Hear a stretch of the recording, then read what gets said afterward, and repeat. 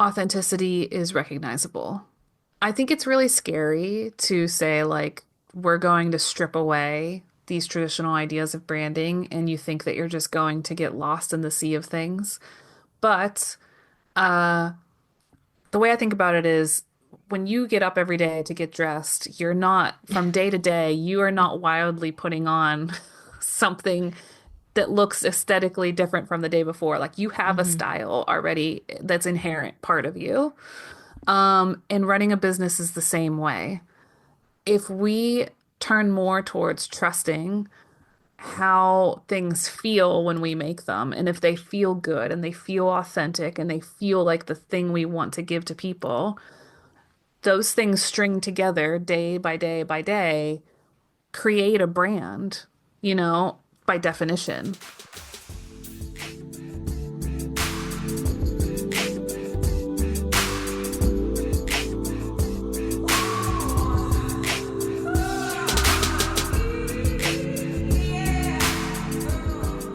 Welcome back to the Tool for This Shit podcast. I'm your host, Angie Sorensen. Welcome, welcome, welcome. I'm so glad to have you here. If you're new, this is an interview-based podcast where you'll find a wide range of topics and guests, just because I guess I'm just curious about a lot of different topics. So you'll find guests like doctors, sex workers, women who escaped Christian cults, scientists, lawyers, psychotherapists, coaches, divorce lawyers, and so many more. This is the end of this season, so I will take a little break before recording the next one. If you want to be kept in the loop as to when the new season goes live and receive some exclusive behind the scenes insight that I've only been sharing with my email list, I've included a link onto where to sign up into the show notes. So today I'm welcoming back a previous guest, Amanda Filippelli, who came on the podcast. Her episode was episode 61 in May 2021, and it was called You Don't Need the Approval. So this is going back quite a bit. A lot has happened since. And Amanda at the time, and she's going to now introduce herself, obviously, in her own words. By the time, she was a book coach, an editor, a writer, and a recipient of the Pittsburgh Magazine's 40 Under 40 Award. Amanda built a really successful business, and she's recently decided to step away from the traditional idea of branding, letting go of color palettes, logos, and all the rules that comes with it. And so she's here to share her insights on why she feels being our true, unfiltered selves may be the key to building real trust, both in business and in life. Now, I may have butchered this. She may, correct me when we get on.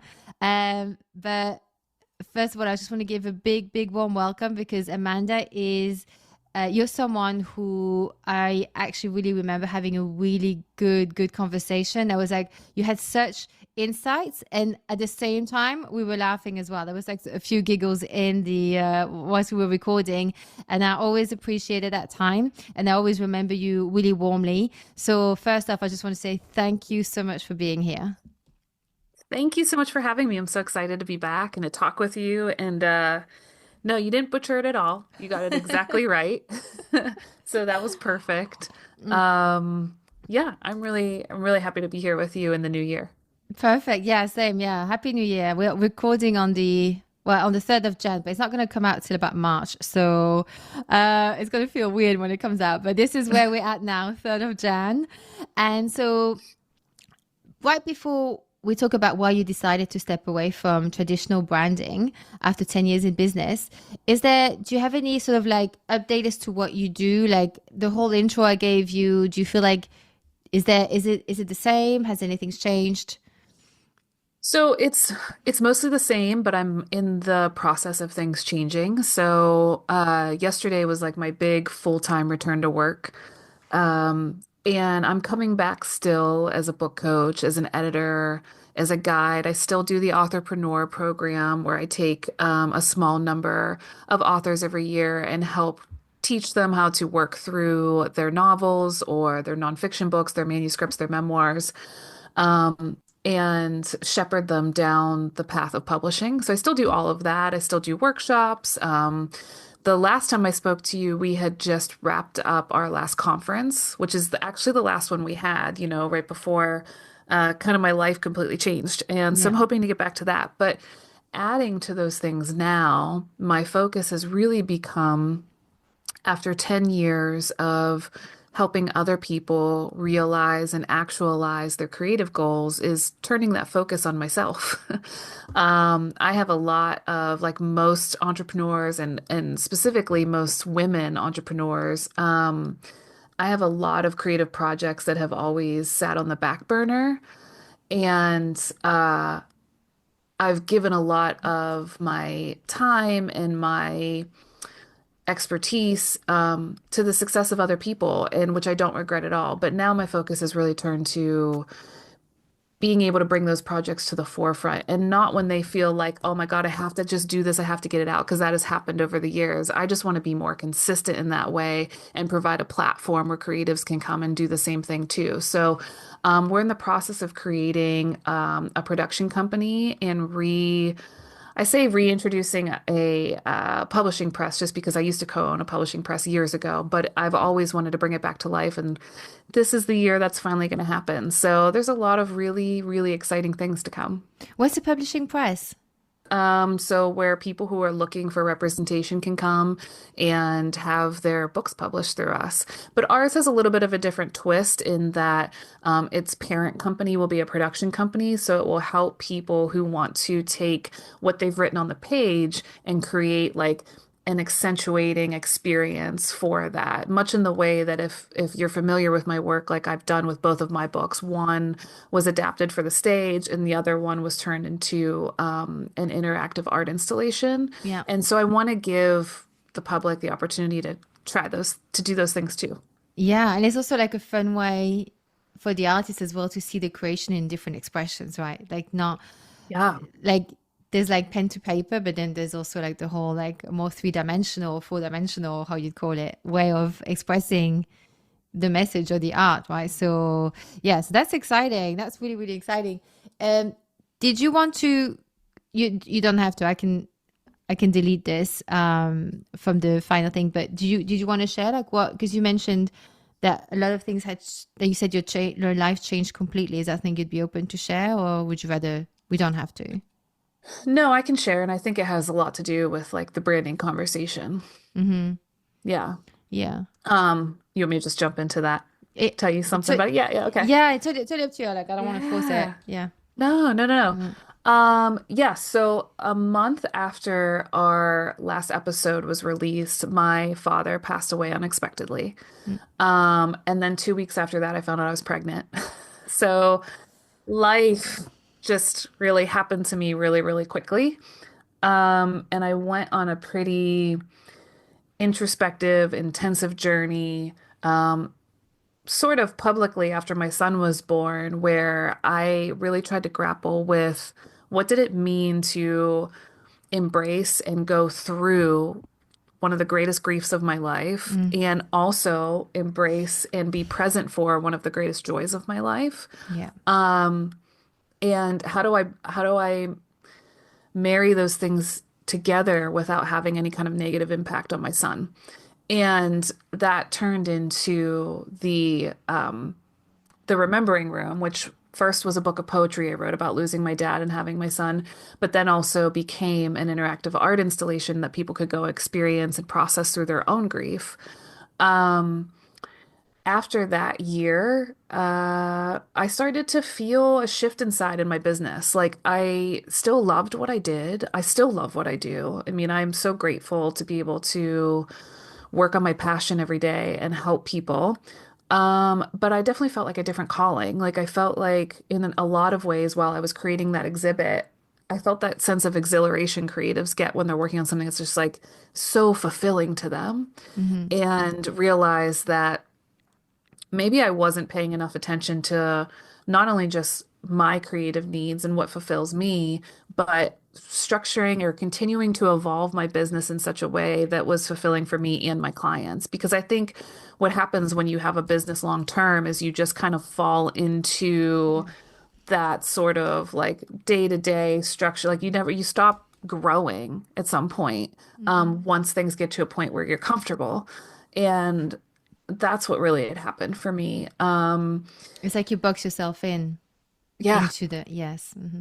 yeah. And then you feel bad because you're like, I don't feel happy doing this the way that I used to feel happy doing this. And like, what's the point of owning a Hmm. business if I don't feel happy Yeah. running it? Yeah. I tried hiring people. I tried different like program shifts. I was just doing like little tweaks here and there, and everything just kind of made it worse. It just kept getting like worse and worse inside. Yeah. So then I decided to take on just 5 people, and really take a step back and just do part-time and try and be like a stay-at-home mom plus part-time in my business. And in that process, like, well, first of all, having kids teaches you everything you ever need to know about yourself. It just expresses all of your limits to the extreme, right? And that helped me realize where I still needed to do some work and some learning on myself, like we always do, right? It's never ending. But in this case, I realized that one, creativity for me is a spiritual practice. And Hmm. that's the Yeah. thing that's missing. I think when I went through kind of the spiritual grief you go through and losing a person, I didn't know where to turn or what to do. Yeah. I didn't have like a church to attend until I realized that like that church is housed within myself. And when the creation process of the art installation was over, I felt really alone again, where I expected to feel like I had exercised all of these things that I needed to feel and that, like, okay, I figured it out, let me move on. But Yeah. that's not how life works. Like, you don't just get to kind of compartmentalize your feelings and then like move on from them. So it really developed this sort of idea of, for some people, include mainly myself, what I discovered is that like creativity is a spiritual practice for me. It is a place that I can call home and find answers and grow myself. And it's a place that I need to visit every day. And that's what I wasn't doing. That's what I was missing.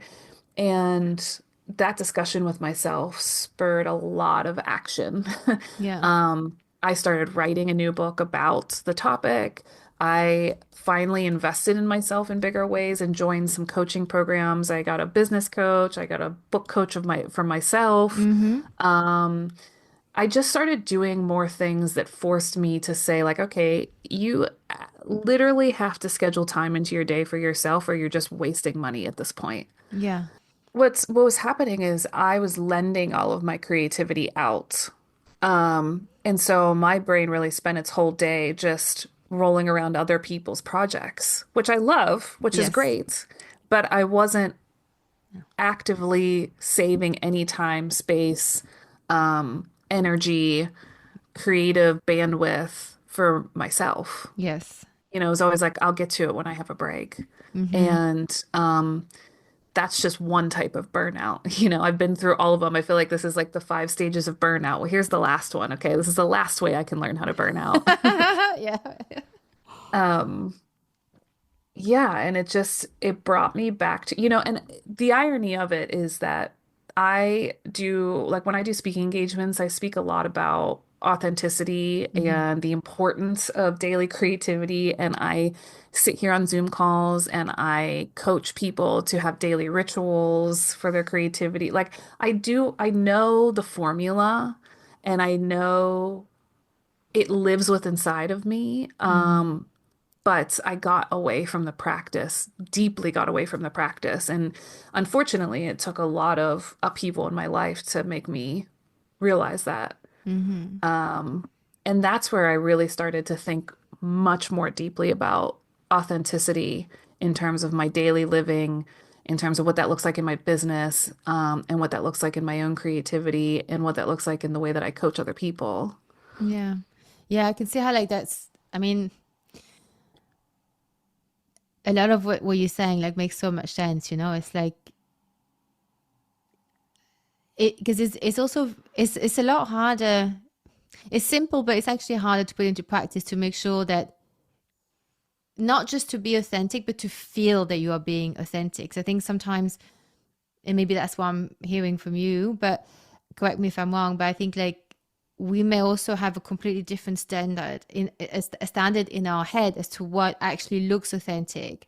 And we may actually be authentic enough in daily life, you know, doing the things and in what we're doing, what we're saying. But I think sometimes, especially if you are used to do something, let's say it's like a business, a day job, or whatever it is that you're doing, you sort of get into that rhythm and doing you sort of doing the things, the movement, this you just so you're just like a robot almost, right? And so all of a sudden you realize something's not quite right. And you were saying something,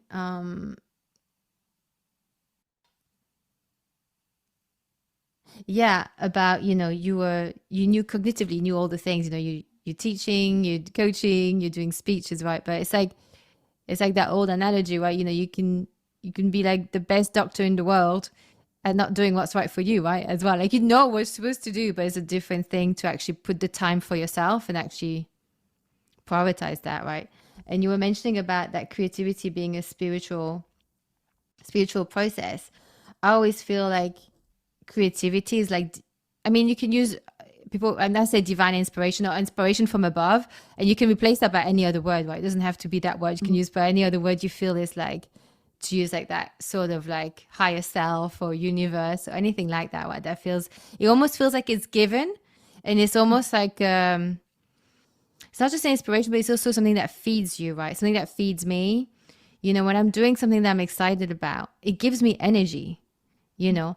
I mean, I may be a little bit tired after, like sweaty armpits and just feeling a bit, I need a different t-shirt, sometimes after some interviews, like I feel like I'm like, oh, I feel like my body has been sweating, like it's just some sort of like it's a response, but I was really in the zone. But I still feel energized. It's sort of it's a different place than doing something just because you have to do it.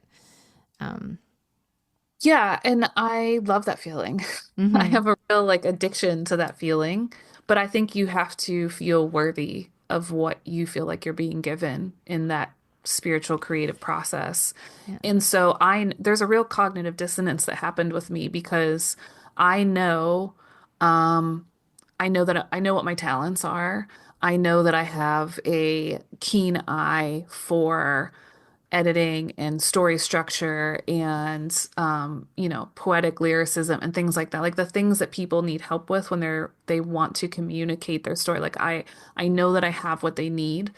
um and I think subconsciously that I felt good enough to lend that out to other people in its full capacity, which is what I'm proud of, that having made my business successful. But did I feel like I was worthy enough to harness those gifts for myself, Mm-hmm. to infuse them in my own work, to share that, to risk failure? Maybe not. And it feels really good now to face that head on, because the reward in facing that head on is that I'm forcing myself to get more and more comfortable with the idea that, like, I still own those gifts. They're not just to be given away, they're to be utilized by myself too. And if I can accept that and feel worthy of that, I can experience that feeling that you're talking about, that energizing feeling on a daily basis. It's available to me. One of the things I told my coach was just that I used to, so when my husband and I love to travel, and when we do, I get this, we like to camper van and backpack and hike and things Mm-hmm. like that because I love the feeling of being close to the land in a new place, being Yeah. close to the native people there, just smelling the air there, the food, just that kind of buzzing experience that you get from, you can feel yourself kind of dissipate from the day-to-day mundanity that you're used to and be immersed in something so much deeper, right? That's what creativity feels like to me. That's kind of the feeling that I'm chasing. But I think it just took me all of this to realize, like, I can harness that feeling at my desk. Yes. And I didn't think that was possible before. Mm. Yeah. Yeah. Yeah. Yeah. But no, and also like, thanks for sharing. I'm, I had followed and I knew what had happened, back then. And so it's obviously, it's a lot, it's sort of like contrasting life experiences, right? So it makes a lot of sense that you obviously rethinking and try different thing and try to find a place where you can actually feel that feeling, that home thing maybe. And I think also how anyone copes in those situations, of having that dichotomy of life and death. I think just the death is really intense already, or just having a new life coming into your life is super intense. I don't have that experience of the new life, but the death, yeah, then that's very, very intense. Yeah, really, really intense. So thank you so much. And I guess like it sort of makes sense that you're rethinking about the box, right? I just want to return back to like feeling like boxed in, you're saying like, you keep doing the things in your business that you're used to, and you're sort of starting to question it. Am I being assumptive to say like that was almost like what happened the last couple of years, 3 years, is is that the why that made you decide to step away from traditional branding after being in business for 10 years? Yeah, I think I had a moment after my daughter was born that I wanted to step away longer from work and I wanted to reevaluate everything and invest in this time in myself.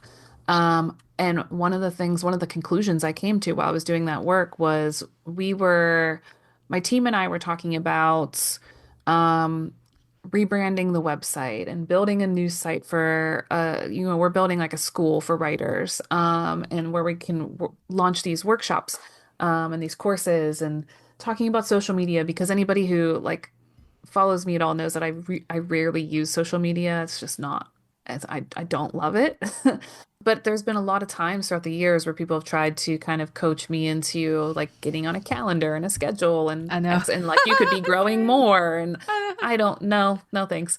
Um, but that led to a bigger conversation of like one of my one somebody on my team was like, "What do you want?"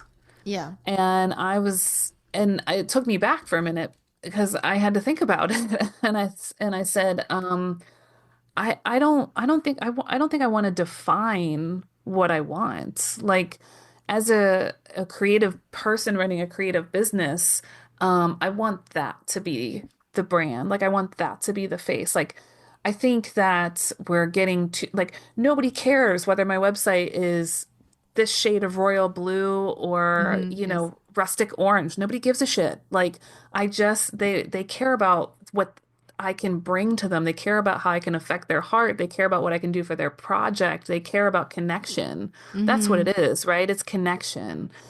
And I cannot continue to try and create connection with people inside this boxing of branding. And I think too that like it's held us all back as entrepreneurs. Like I think that a lot of people think the first step to building their business, I see it all the time with clients with their books, is like, okay, the first step to building this platform is like, let me get a logo, let me Yeah. get a color palette, let me get fonts and a structure. And it's just like, is that what's important? Is that the thing people care about? Do you know what? But this is so interesting because this is such, I feel like it's such a, I wouldn't say deep programming, but it's what I would call like some sort of programming because I get it. I've been there and even like I've been there, I've spent money on like the logo, the this, the that, like, years ago I used to do that a lot. And even now I love design. I love things. I have a particular taste in, I like things to look a certain way. I do the designs myself on Canva, but like then I get someone else to put it on the website. And I did have help before by someone who was super creative and she showed me some stuff and she helped me set that. And then I just do the rest, right? But I love that. I love that side. But I also know that, like, I hear when I have friends who are starting out, they want to do a new project. I've got a friend who wants to do a book. What do you think she's spending time on? Oh, there's Hmm. this software I bought to do these like graphics to illustrate for the book. And I'm like, write the book. I don't say it Exactly. that way, but almost also I know where she's coming from with it. She's like, and then the Hmm. colors and the logo, and I get it because it's one way of engaging with your that creative calling that you have somewhere. You had that desire has been planted by your soul or from or wherever it is that you want to how do you want however you want to word it, right? but it's been that seed has been planted, and it's really hard to know what to do first. Like, are you watering? Do you need the sun? Do you need to find the perfect patch? Is it the soil? What do we do? Like, do I put like some green grass around it, or do we not? Like, what do we do? And it's very, but it is kind of what we are being told online. Like, I think, we're being told like, and the logo, and get the logo, and get the this, and you have to be recognizable. And there's some truth to it, but there is a lot of time wasted and a lot of money wasted. And like you said, it's holding small entrepreneurs back, because just do the thing. But just to Mhm. do the thing is so scary. Even I am scared at times, right? But here's the lie that's being told in that branding. Well, first of all, I'm not a graphic designer Mhm. and I don't want to be a graphic designer. And I spent a lot of years being a graphic designer in my business because I felt like that's what it needed. Now, when I need something like a cover or a website or a landing page or whatever it is, I go to my graphic designer and I say, here's my ideas. And then I tell them, do what you think is best. And I trust their creative process. And it changes the vision that I had for it, but it creates something more beautiful than I ever envisioned because I'm allowing our processes to work together and I'm trusting another creative. And a lot of times, like when we feel like we need to brand our business, we don't do that, right? We try to hold tight control over what it should look like because our branding is so deeply intertwined with our personal feelings about who we are as like who we're representing as ourselves. Like I Mhm. think people use branding as an extension of who they are, as who they're presenting themselves to as the public. And that's a mistake because your business has very little to do with you and your public face. Your business has everything to do with how it makes your potential client feel. And that's like a marketing thing, right? That's something we need to understand as small business owners that I'm not trying to impress somebody with like how cool I look. I'm trying to impress somebody with how I can enhance their life. And so when you switch that mindset and you realize that if I'm trying to uh, show somebody how I can come in and give them something they feel like they're missing, that doesn't have anything to do with what I look like to them or with what color palette I chose. Um, I like to think of branding now more specific from project to project. Like if I'm building something for myself or another person, I am building it with that project's needs in mind and letting that grow and cultivate and I'm enriching that soil with its specific needs. Every project is its own plant now. Instead of saying all of these things have to fit under a single umbrella that is Amanda Filippelli branding. But so if I was just to flip the script a little bit, don't you think that, because obviously I agree, like, is how what you are bringing to them, like what is the business actually doing for them? Because they when someone visits your website, they're not going, I want to meet someone like who has to like look cool and be cool. They're just going like, what and so what, like, what is it bringing to me? Like, is it going to help me get what I want, what I need, the next step? So don't you think there should still be some sort of like a cohesiveness, something like a professional look, something that, you don't want to look like you just stepped out of bed and not give a shit about how things are presented, right? Like, what is it like? What do you mean by like not caring about the palette, the logo, the branding? Is everything just like whatever? Or because you have a designer, right? So there's still a care for it. So can you just sort of clarify what you mean? So I still think there should be a cohesion if you're talking about specifically like your website, right? We have multiple sites and they all look different because they all are quote unquote branded toward what they're offering instead Yes. of it all being under one big umbrella of branding. Like, I want the freedom to be able to say, I'm creating a new product or a new service, and it looks like this in my head. Instead of what we used to do is saying, like, okay, I'm going to release a new service and it's going to the headers are going to look like this and the body's going to have this color. I want everything to have its own creative identity so I'm not saying that like branding is the devil. Like branding is an innate thing that happens in your business. It's just that we get so caught up in like, I have to be consistent, I have to be consistent, I have to be consistent so people recognize it. But that's not necessarily true. And then all of that bleeds over into social media in like the most toxic way possible. Like, I just am not interested in having people create posts for me, branded posts for me that I'm putting out on a schedule. Like if I want to take a picture and say some words about it, like I just want to be like I'm just going to do that. And if I don't want to do that, I'm not going to do that. Yeah. Because how can anybody find me and feel any sort of connection to me whatsoever if everything I'm making is going through this sort of like branded filter first? And that's what I'm eliminating. I'm eliminating that branding filter. Like if I think today something I post or a website I'm making or a service I'm putting out or a workbook needs to look like A, and next week I'm making a new one and it looks like B, just totally separate, fine. It's the connecting thread between the two is that because it's coming from me, it's always going to look and feel like me.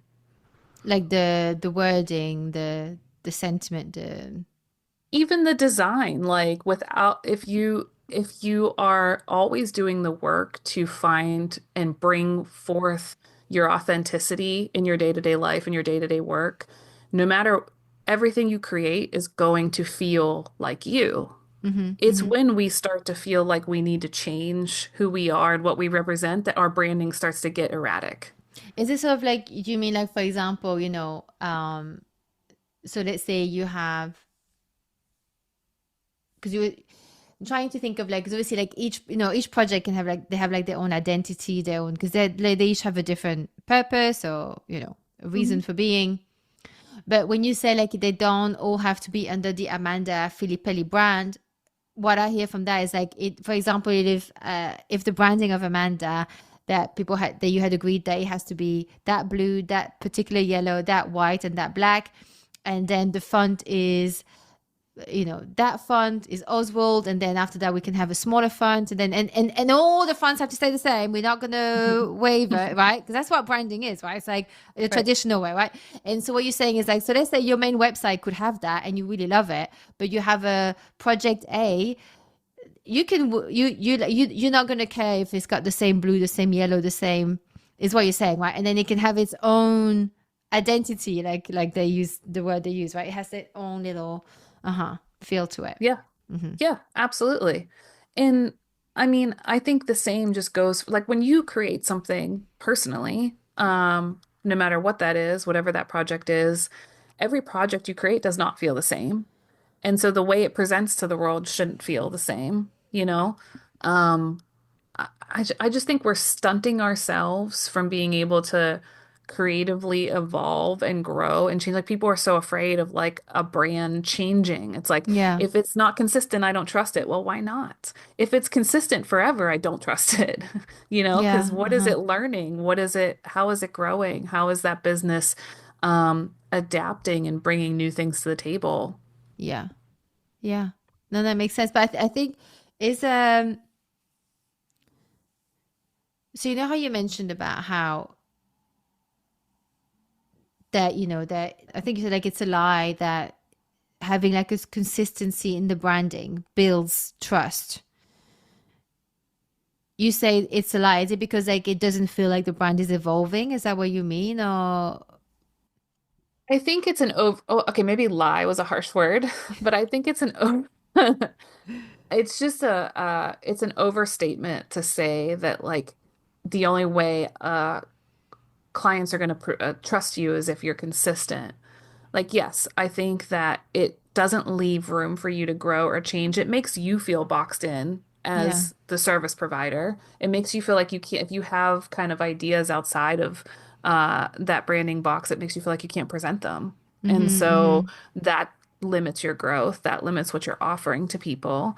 But I also think that like people are sick of companies all trying to compete with each other through branding because in a lot of ways I can argue like its products have become about what they look like and not Yeah. about quality. Now we're just looking for consistent branding over quality. I mean, I've Yeah. I've bought a lot of things that like their branding appealed to me and then like aesthetically, and then I buy it and I'm like, this is kind of garbage or like way Yeah. overpriced. And that happens a lot now. Especially with Instagram, right? When they, I mean, every Yeah. time like I'm not buying a product I've seen on Instagram ever again. And then what am I doing? Like I bought, and I have, it hasn't happened a lot, but like whenever I've either gone to a service provider that I've seen on Instagram and they were not like they were in the same city as me, or like a product that was like, oh, it looks really great. Oh, look at all these reviews.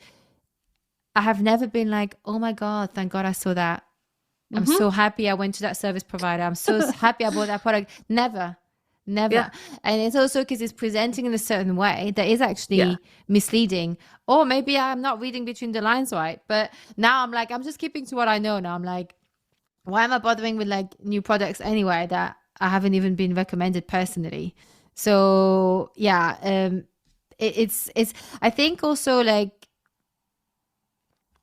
I think like because what I'm hearing is also is about allowing changes, right? It's about because I think for some, I mean, I'm thinking of like how, for example, how my brain works. For example, I like to know that I don't have to make one more decision because I feel like I'm like a lot of other people in my age group. There's that decision fatigue, right? So for me, the fact that there is some sort of there is a branding in place. I know that when I have to promote an episode or this and that, I don't have to reinvent the wheel because for me, it's very time and energy consuming to do those things. I really enjoy doing designs. I actually really enjoy it, but I'm not a designer, but I enjoy it. But I also enjoy knowing that once I've decided, I can just rinse and repeat because it's until I'm bored of it, and then I will then change it, but or ask someone to do it for me to change it for me. But there's this part of me that's also like, whew, okay, one less decision, right? But I also understand that it's true. Like if I felt like, oh, I feel like now this, I had like a feeling I wanted to do something different. I wouldn't want to feel boxed in, especially when it is my little venture. Yeah. Why can I not decide for myself, right? Well, I think I need to make like a really important distinction here is that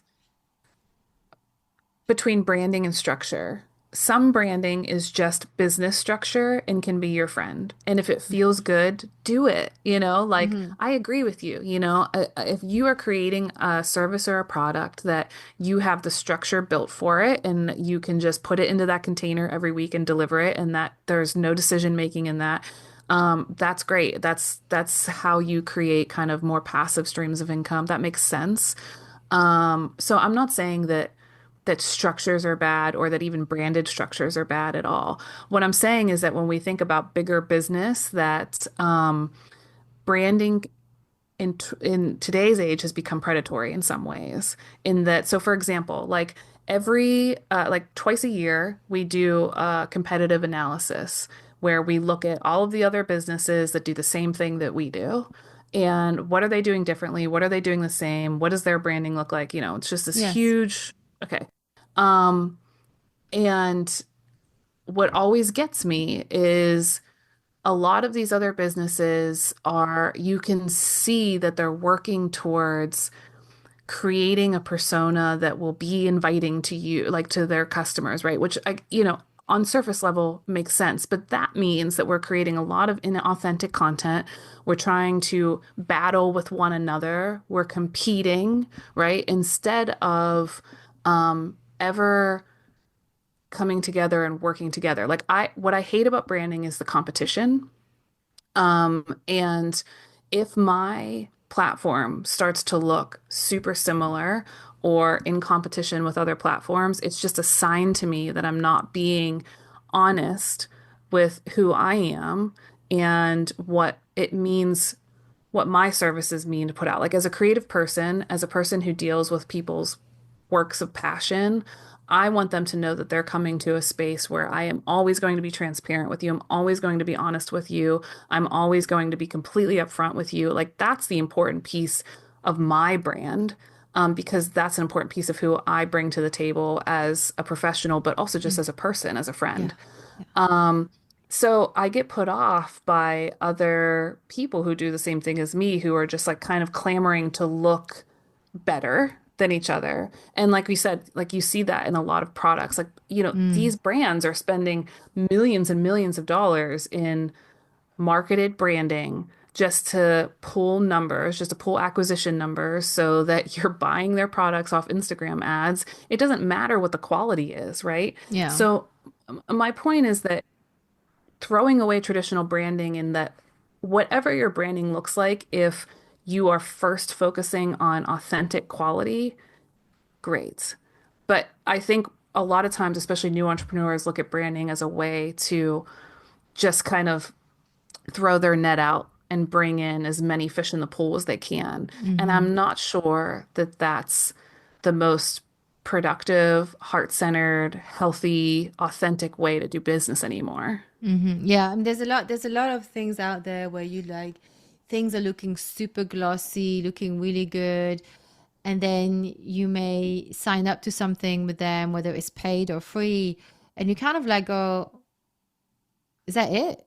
That Hmm. you seem to be making such a big fuss about the whole thing. Is I felt like almost like I was gonna get like a Birkin with it, and it's like, and I got like a really cheap beer.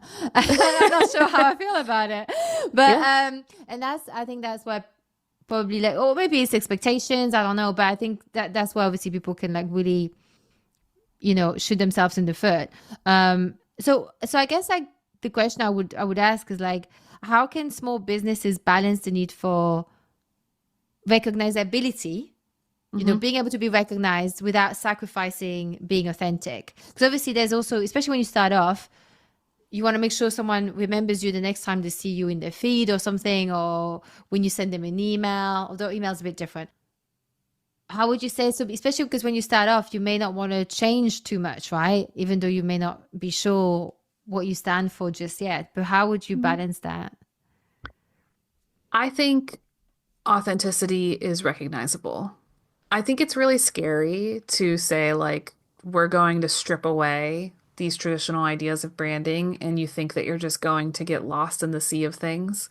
But the way I think about it is when you get up every day to get dressed, you're not, from day to day, you are not wildly putting on something that looks aesthetically different from the day before. Like you have a Mm-hmm. style already that's inherent part of you.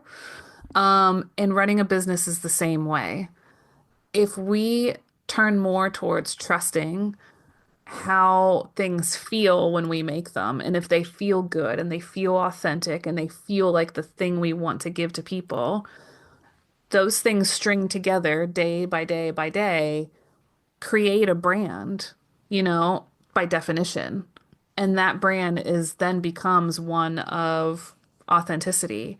So I think I'm not saying we shouldn't have branding. Obviously, you just like it's a part of life. Like you literally brand yourself every day when you get ready. All I'm saying is that we need to trust that we know already inside what that is, what that Mm-hmm. looks like, and also not tether ourselves down to these anchors we've decided on in our branding. And I think there's so much value in what you said about we tend to invest in things that look really good and then not get a lot of value out of them. And just collectively trying to recognize that and maybe rework how we view businesses and how we shop because we're passing over a lot of small businesses that would bring you tons of value Yeah. because they don't have $1 million to throw into marketing and into algorithms. Mm-hmm. Mm-hmm. Yes. I want to be Yes. part of that movement Yeah. No, I instead. agree. I agree. And I think like, oh, yeah, so much good stuff in what you're saying, Amanda. And I think like there's two things I just thought of, and I wrote down one. Hopefully, I'll remember the other one. Wait, let me just write it down because I'm gonna forget. um, so the first one, when I hear you speak, like this is like that. It's almost like a little tagline that came up, but it's like keep it simple, keep yourself free. Hmm. Don't tether yourself down to something that it's like a sentence or a long-term commitment, right? And I think it's the same for people like when they start a podcast. A lot of people are thinking about, and I sometimes struggle with this too, and I'll circle to this in a second, but they overthink. They're like, oh, everything has to be ready, and all of these like ideas and how it's going to look, and they have all these ideas, and it's like you just have to actually start. It's good to have ideas written down, and there are loads of tools and methods into how you can come up with like ideas and how you can keep like, milking them almost, and find new things. But the reality is that things will change. Like when I started it, um, I've changed as well a lot on the topics, and it's a lot of it is also just an expression of who I am. I think people may think, oh, she doesn't commit to one topic or whatever. I don't care. Not that people say that, but like I don't, some people are really good at niching down, like you have people like Mhm. Andrew Gold or the guy from Modern Wisdom or Girls Gotta Eat. All these people, they're like really good at talking about one top, like they do change, but overall, a lot of it is like on the same amount of topic, and they just really drill down, and they keep it fresh and interesting, right? But for me, it's like I don't have that kind of maybe attention, I don't know, but also like I would get bored. I like to change it up. I like to meet new people, new topics, new conversations. That's what really gets me going, and and about the branding, um, is now it's all about, in the last year or two, video podcasts, right? People look like they have all this thing on video. And for me, I really love audio. And today is one of the exceptions where we're recording with the video, because even when I record, I don't even put the video on, right? I really like it really helps my brain to just do it that way. But it's like everyone now, a lot of people feel like they have to do video podcast. And I'm like, Mhm. for me, that's it's a whole like the conversation, in the sense that I don't even think that is podcast. It's a video. It's very different, right? We just Mhm. don't have the language for it yet. But um, it's and there was a point where I was like, oh, people were saying you should do video, you should do video. The reach, the blah blah blah, and I'm like, no, like I've gone through, sometimes I've had to think about it, and maybe one day I will, if it feels right for me, and then I will. But for me, the reason why I got into it is the audio, because Mhm. there is no video, is very freeing for me. And it's that intimacy that I feel when I do the audio. um Even with the video off, it sounds really contradicting, but it really is like a very particular space I get into, a very particular zone. And that's how I feel. And I guess it's like, there's a lot of push towards video, but again, people are not seeing that there's almost like this other side to it, where YouTube and Spotify were kind of battling together of who's going to get the most people. So it's all about aggregation, acquisition, retention of the audience. It's got nothing to do with the experience of what they think people would really enjoy in a podcast. So, and there's also other things going on at play as well, right? But and there's also a bias about between men and women. Women, we have to be on, and guys just show up as is. I mean, Joe Yep. Rogan doesn't put on makeup. I think he doesn't need to, right? But Alex Cooper, she has to be like, she's set, right? She's like, Yep.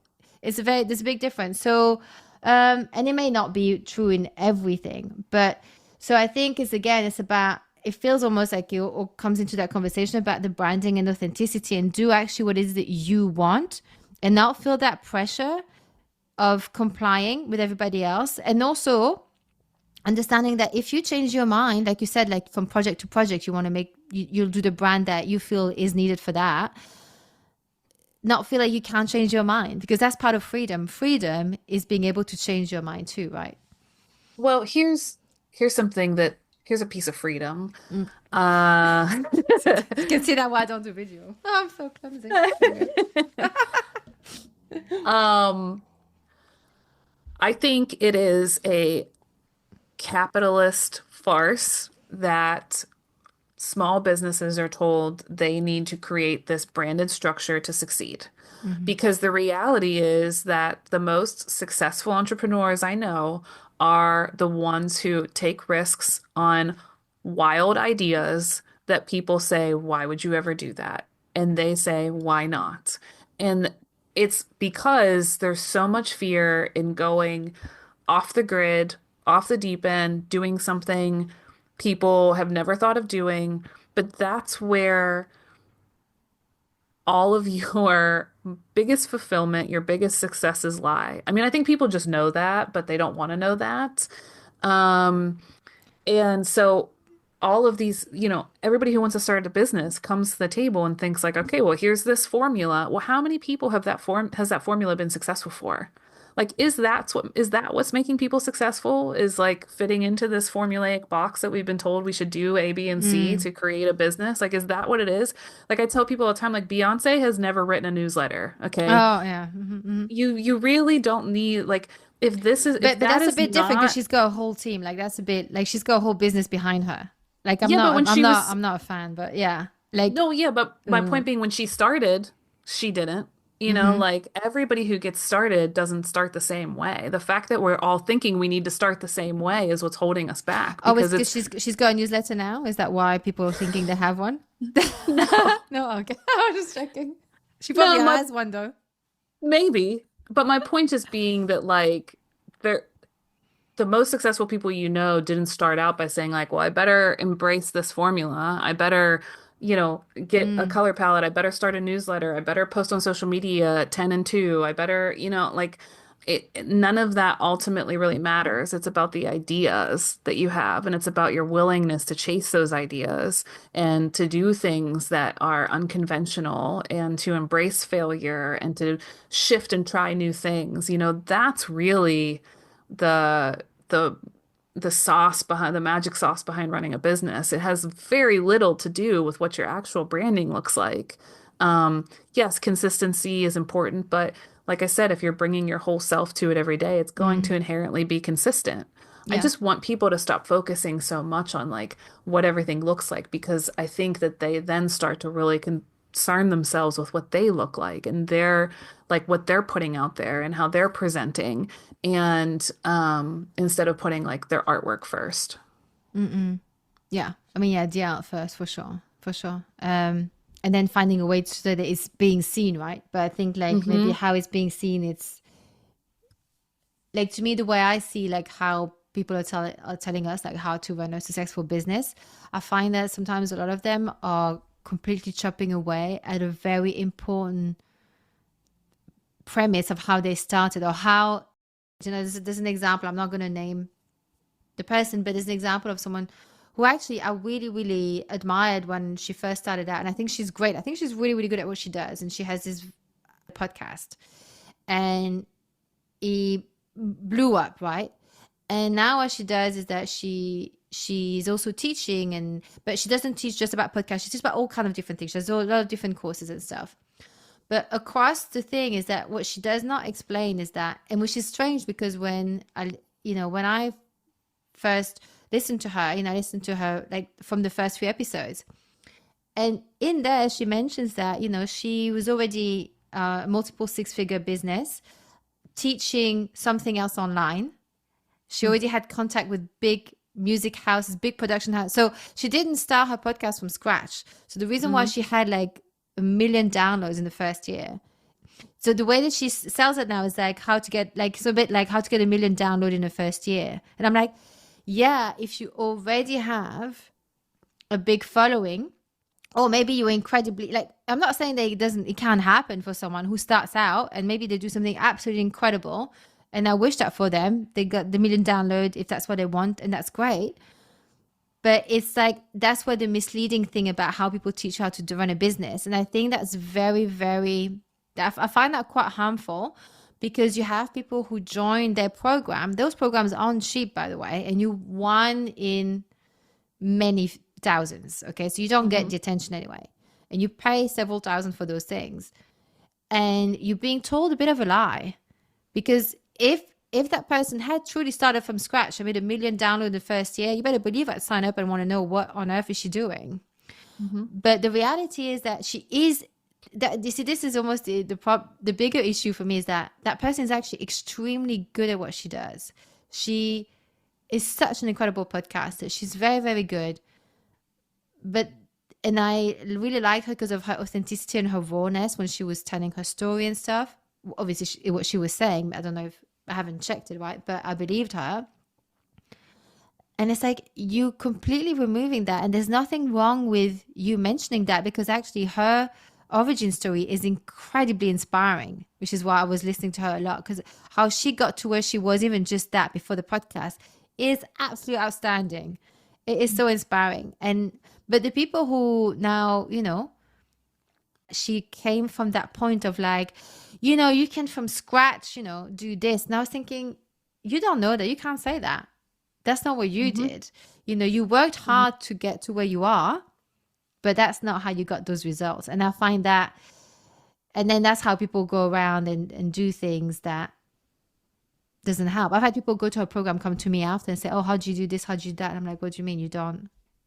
You know, it's not right. Yeah, and isn't that like across the board too? Like that kind of marketing of like, look what I did. Here's a course for how you can do it too. Mm-hmm. And is that fair? Is that even gonna even if she was being completely truthful and built it from scratch, will her methods be For replicable for someone every else, single yeah, yeah. person? You can of course only No. teach what you know, right? You can't teach something you don't Right. know. Hmm. Um, but you can't guarantee results. Sure. You can't Right. say, like, I can teach you everything that I do, but you're gonna have to do it your own way as well. And I can't guarantee that Hmm. you're gonna get the same. You might actually even get better results, right? Because you're gonna do it your Hmm. own way, add your own flavor, add your own creativity to it. But you just can't guarantee results like that. It's just like, whoa. Mm. No, it's the same way that like when I'm coaching somebody writing their book, I can teach them everything I know about how to get that book published, but I can't guarantee they'll get a book deal, you know? But I do see a lot of people who have gotten book deals launch courses of like, I got a six-figure book deal, join my course to learn how you can do it too. And that's really unfair. That's really it's it's not totally honest marketing for all the reasons that you're saying. Yeah, is it because like they're guaranteeing the here how you can do it too, like how you can get a six-figure Mhm. deal? Would the wording be better if like if they were saying, I managed to get like a six-figure deal. I can't guarantee you're gonna get six-figure, but I can show you the steps on how to get to that, or how to actually approach publishers, or how to get to X, Y, and Z points. So how would you? Yeah, it's just so much like every uh industry, it's just more complicated than that, right? Like you could show people exactly what you did, but what you did is going to need altered and be different for what somebody else needs to do for their work because their work is different than your work. Um, they're like everything about it needs to be different. Like the voice, the way you write your query, like everything about it will be Mhm, different. I think the people that buy those kind of programs are people who just don't have the kind of base knowledge they need for the industry they're trying to enter, whether it's podcasting or publishing or whatever that is. And they would be better served by being taught by somebody in the industry, an industry expert or a coach in some way, instead of kind of one of these programs that are just giving you this surface information without, like you're saying, like the one-on-one attention you need to then take that information and properly utilize it and apply it to yourself. mhm, mhm. Yeah, yeah, yeah, yeah. You always need guidance. You always need guidance. Yeah. Hmm. And I want to try and do that for my own membership too, just because that's where the value is. It's actually doing Yep. that. That you could get the basics, know the age. Like there's some things that are the same for everybody. Like here's how this microphone works. Here's how you know how to, different things. But there's a lot of other things that like dependent on you and your environment and what you want to do creatively, right? So, and that's what you Hmm. can't do a course on, because otherwise you'll never end that course. It'll be a 10-year course. You have to do Yeah. it. So I guess like what I wanted to sort of like round off on is like more on the personal side, right? Because I want to look at like the broader implication of this idea, um, Hmm. including how people often feel the need to create a brand on their personal social media. Even people who don't have a business, everyone has like a brand now, right? Hmm. And I think how it limits it limits their ability to show up authentically, right? So I mean, I don't know if that's something that you think about as well, but I wonder if that's sort of like, oh, is it on brand? Like I've heard, I don't know if people still say that, but I wanted this need like from like really young age, like when you grow up with social media, this need of being on brand and have a certain look. Like, do you think like it's gonna have like sort of an effect like on people like so psychologically, like to box Hmm. yourself in like this? Like what does that really mean like on a day to day for someone who doesn't even have a business? I think about this a lot. Okay. Um, so I'm an elder millennial, I guess, Mm-hmm.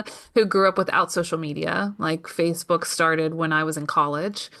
Um, And I think back to high school and being categorized, into like what type of person you are. And almost like, you're getting it's important when you're trying to figure out your identity and you're getting ready and you want to look a certain way and you want people to perceive you a certain way. So we all get that sort of preliminary experience in branding ourselves, even if it doesn't stick.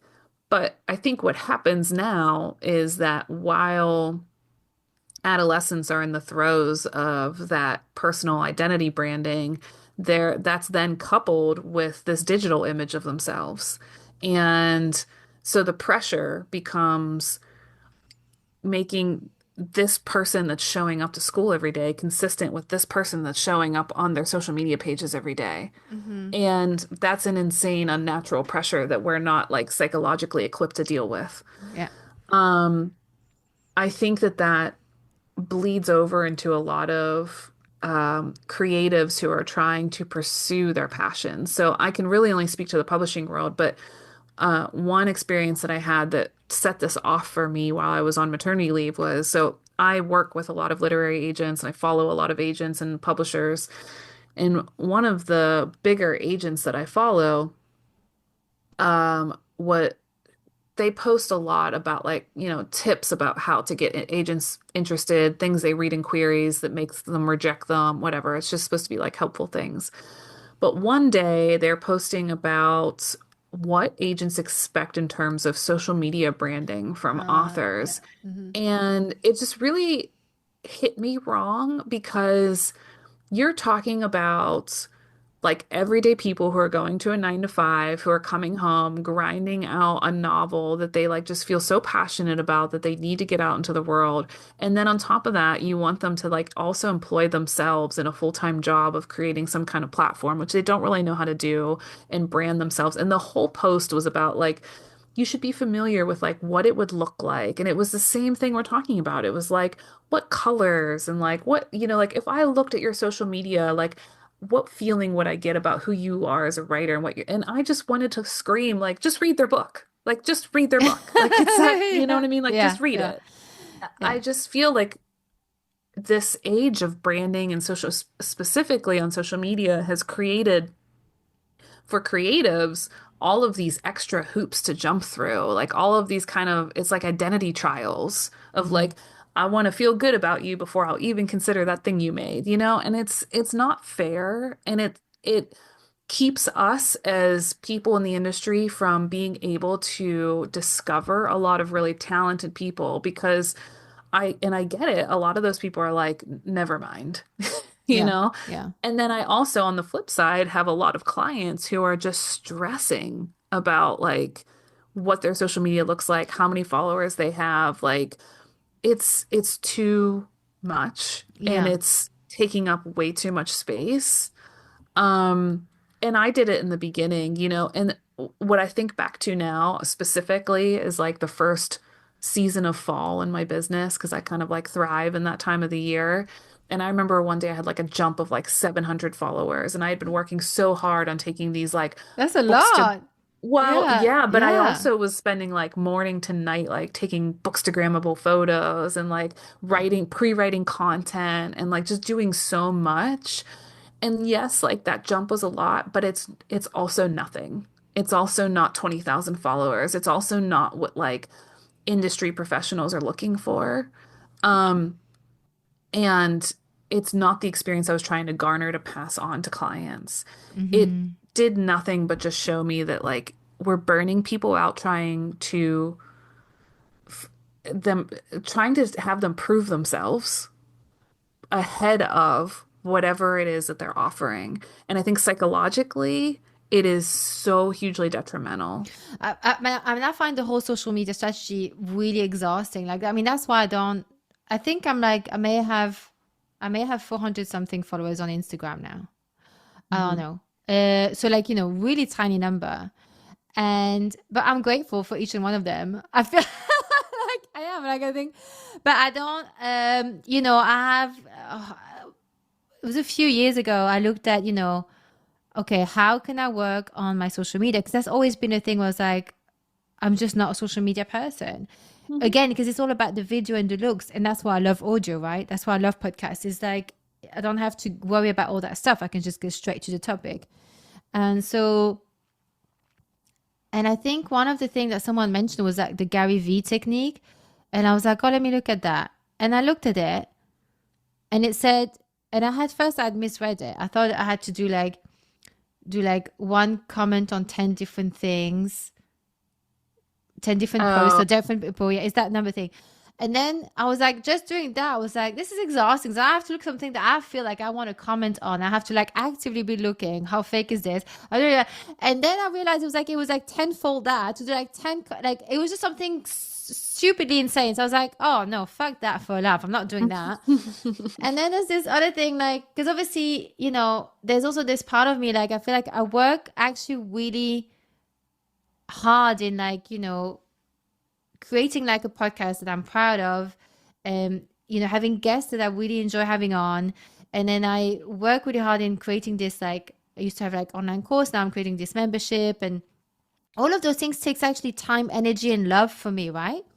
And so, of course, I wanted to come out in front of more people so that I can also get like a bigger reward. So I can also leave the day job, right? So of course, there's also like a need, a benefit to market it, right? And a lot of those things are quite time consuming. Like people don't understand, like it takes a lot. But of course, you also have to, if I don't talk about it, who's going to know about it, right? You have to also market it, right? So it's kind of this like, maybe not vicious circle, but it can feel a little bit like you need it. It's like the devil you need a bit, right? But yes, I think, but I mean, yeah, I don't think you've caught me yet being able to like post every day, several times a day, and have like, especially if it's like pictures of me when they say do pictures of yourself. I'm like, I get it. You don't want to be like invisible, Mhm. like no one knows what you look like. But I'm like, it's so difficult for me. I'm like, I just like, yeah, it's like I can't do it if it feels forced. Like what I put out there is because Mhm. I want to put it out. And unfortunately, that level of maybe comfort is not enough to actually make waves. Does that make sense? So I kind of Yes. have to push myself a bit more and do more on that to reap the fruit of what I saw, whatever the expression is. But to get something out of it as well, something more than just the satisfaction of what I do, but to help getting the word out, right? So it's a tough balance. Well, I agree. And one, I think we need to respect our own seasons. For me, I will go months quiet on social media and then I'll come into a season of massive creation about things I want to share. And you'll see me post a couple times a week for a couple weeks and then I'll Yes. disappear. Do it when it feels good, organically grow and use it the way it feels good. But I think too that we've pigeonholed ourselves. Like people think every client I work with comes to the table thinking like I need social media. But really, there are so many other ways to market your business that don't include social media at all. And people have just completely abandoned considering those things. Can you name Um, some? Can you name yeah, I mean, some? even just like regular, just PR, like getting yourself featured, Yeah. on different kinds of platforms, the news, blogs, articles, literary magazines. And actually, PR. I mean, I only know of one agency. I need to actually yeah, we've been trying to work together for a while now. I'm always like, oh, don't have time. But actually, like the prices are really good. I think, especially because social media now is so Hmm. big, like they can't be asking the same prices they used to. So actually, the entry price is actually becoming a lot more affordable as well. Hmm. Um, yeah, yeah, that's true. PR, And yeah, just doing the work that you love to do out in the world is organic marketing. You know, Mm-hmm. like if you're a person that likes to do speaking engagements, every time you do a speaking engagement, you're connecting with tons of people, and those people are connecting with other people, telling them about what they experienced, or workshops, or things like doing your work and then using that work to spread the word about what you do in press features and things like that. I mean, there are a lot of other ways. Doing events, there are just so many other ways to market your business, and there can be certain ways that like other people aren't even going to think of that are just specific to what you do, like creative ways to market Mm-hmm. yourself. You know, I think we're Mm-hmm. just like mentally limiting ourselves to say like, well, it's just social media, so I'm just going to focus on what I'm going to create there. But like there are other ways to create buzz for yourself Yeah. that a lot There's of also people rely on. people, if there's people that you like that you want to be featured on their newsletters as well, people will sometimes also take Hmm. a fee. Like they'll say, yeah, Yep. I'll feature you for X amount of money, or Hmm. yeah, just have to like I guess like do the research as to like if it's a good fit or not, things like that. But yeah, there are definitely other ways. I guess like having an event, you need to have people on your list, or you have to know people to show up, right? But you could maybe have a booth at someone else's event, right? You could sign up to be Yeah. at an event, speaking there, or things like that. Or partner with other local businesses to get the word out about your event. You know, like in the beginning, we used to, before social media was even like super, super big. I mean, that was like our thing. We threw events all the time. And I would go to all the downtown coffee shops and put up flyers. Um, like it's just that grassroots work that Yeah. really builds real connection. And I'm not saying you need to go put up flyers now. I get it. It's 2025, but like uh think outside of social media a bit. And a lot of bigger organizations are really willing to like rep uh what you're working on, like even if Mm. it's an event, or like share with their lists or to promote it. I mean, all you got to do is ask. Sometimes people just forget to ask. Yeah, you have to ask. Yeah. And I think also like if you have a budget, like, and if you have someone who knows what they're doing, Facebook ads, even though like I don't like Facebook, but Facebook ads can be, if you're very specific, if there's a specific thing that you need, can also be like, beneficial, like, to get like the first few people in, but you have to be strategic. It has to be the right, but you can't just spend money and get people signed up and then they're actually not interested in what you have, right? So Hmm. there's like, there are things like that too, right? So yeah, there's loads of different way. Google ads, I've Yeah. never tried Google ads, but yeah, Google ads. Yeah, you know, if you don't Yeah. know anyone, for example, if you want to have to start out, that's one place to start as well. Hmm. So yeah. Let me just check here. So yeah, we've got that. Okay, um, so Amanda, first of all, thank you so much for your time and for My sharing all of pleasure. this, and yeah, and being game for like the back and forth and stuff. So I'm gonna ask you the two final questions that I ask everybody, Okay. and I have actually pulled out what you answered the last time, which Hmm. I can tell you if you want to or not after you've Yeah, answered, let's hear it. right? I don't But know what I said. so I'll ask you first the question, and then I'll tell you what you said. Okay. So the first question is, so there are two. The first one is, what life lesson do you wish you'd learned sooner? Hmm. You want my answer now before I get to hear the old one? Oh yeah, yeah. You don't get to hear it Okay. before you say it. What life lesson I wish I learned sooner?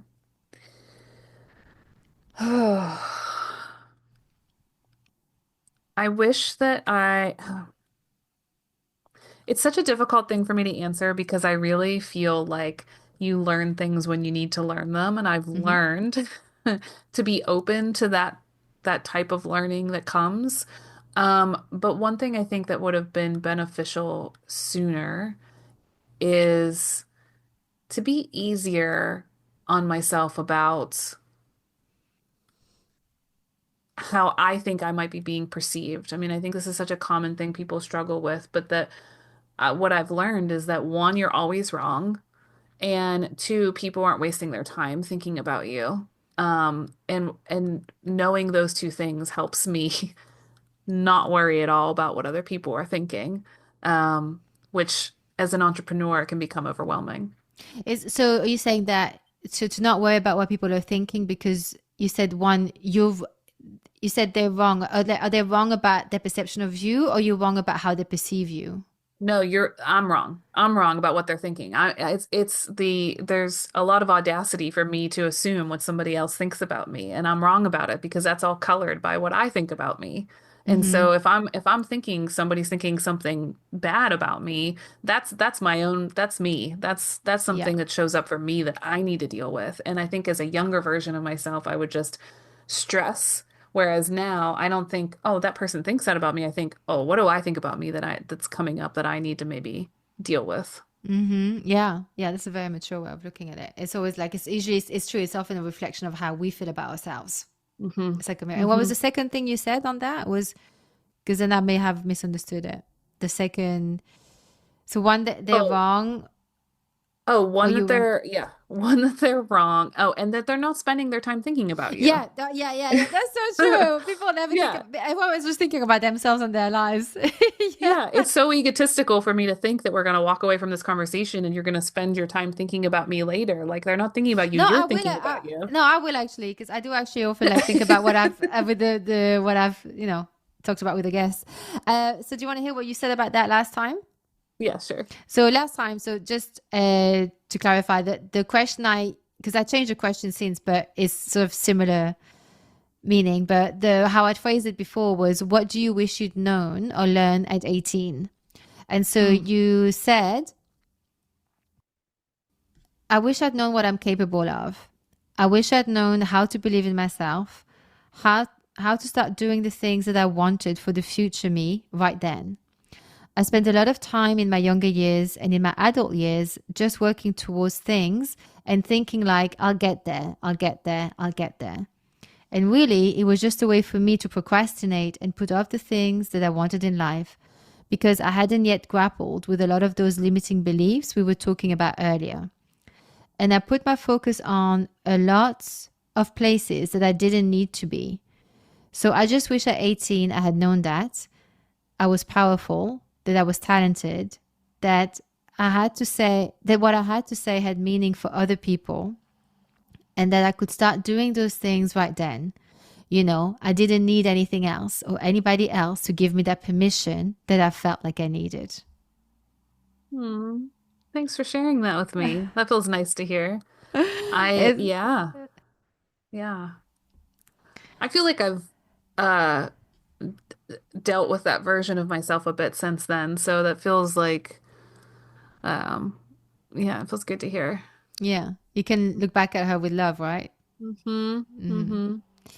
And so the second question is, what's something you no longer put up with? Mm. Uh, People saying no to ideas and not valuing my worth in business. I There are so many young entrepreneurs. I was one of them who I tell everybody put a price tag on what you're offering and then add 20% because you're definitely not valuing yourself enough. I'm sure of it. Um, so I've definitely come to a place where I know what my worth and my value is and what I offer. And so I don't put up with devaluing it anymore or when other people try to negotiate it with Mm-mm. me. Yeah, no. Yeah, And being told definitely no not. to yeah, Yeah. being told Mm. no to creative ideas, like people who try to tell you like, oh, that idea is nuts or why would you? No, you're not the right person for me unless you're saying why not. We can't we can't we can't be around each other. Yeah, yeah. Well, let me make sure I don't introduce you to that particular person at work who's always she's shitting on everybody's ideas. There's Oh, actually there's two of them. no, thank you. Yeah, I know. So do you want to hear what you said last time? Yes, please.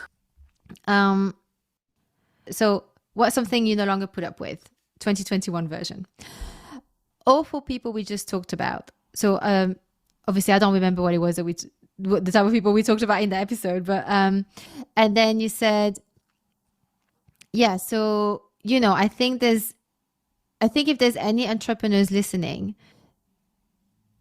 they'll understand exactly what I'm saying. I spent a lot of the beginning years of my business thinking that I needed to work around the clock and that I needed to be here 100% of the time to ever be successful.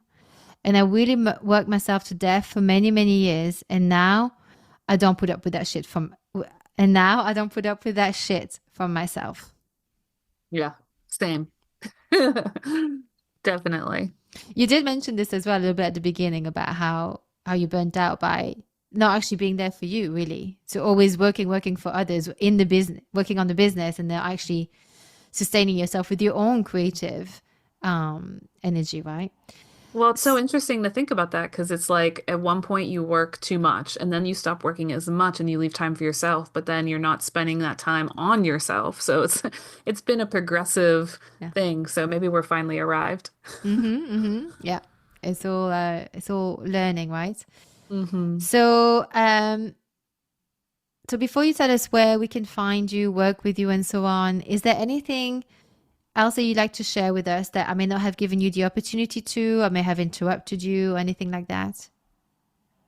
No, I think no, this was great. And I think at the end of it all, I really just want small business owners to feel empowered by their ideas. I don't want them to feel like they have to fit into anybody else's perception of what those ideas should look like, because I really want to see more authentic ideas. Like, I want to know what people are passionate about, what they have knowledge about. Like, I want to learn from other people and I Yeah. want to participate in their creativity. And the way that we force people to feel like they have to present it in a certain way to us to make it palatable really limits my ability to see them. It limits all of our ability to see them. So, the purpose in my message here is just that I just hope that entrepreneurs and small business owners or people thinking about starting a small business or any kind of venture whatsoever spends their time reveling in the creative beauty of it, in the satisfaction they get from it, and not in what they think it needs to be.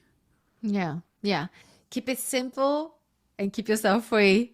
Like I actually, Yes, I love that. yeah, I always say that to people, specifically about podcasts. That's the bit that, that I know I'm passionate about and things. But I always say, 'cause people worry about, oh, should it be, should it be, should it be? Like with the video, if you want to do video, do it. But like, it's not a should. But Hmm. it's your podcast, or let's say your creativity, your creative venture, your house, your rules. That's it. Like you Hmm. just have to know about the legalese, and there's certain things you can't do. There's certain like Yeah. like maybe like the audio levels. There's certain things that you have to know to not get in trouble and make it pleasant for people's ears. But other than that, your house, your rules, mate. Yeah, Yeah. Yeah. yeah, Absolutely. I'm going to start saying that to myself. Keep it yeah. simple, keep yourself free. Free. I may make a mug of that. Keep Yes. yourself free, yeah. But yeah, it's I think it's important. Thank you so much, Amanda, for coming back. A real pleasure having you on. And yeah, until next time, thank you so much. Thank you. And that's our episode. If you enjoyed it, please share it with a friend. It can be a screenshot that you text them, a link, the name of it, any of those will do. If you give a 5-star rating and a review, that really helps the algorithm for it to be shared on all the different platforms. And just a little note, please be aware that this podcast is always free to listen to. Any platforms that want to charge you for it are doing so without my consent, okay? This is free. You can listen to it on Apple, Spotify, all of the other regular listening platforms that don't charge you. This is free. So don't let someone charge you to listen to my podcast. Until next time. Using health inappropriately.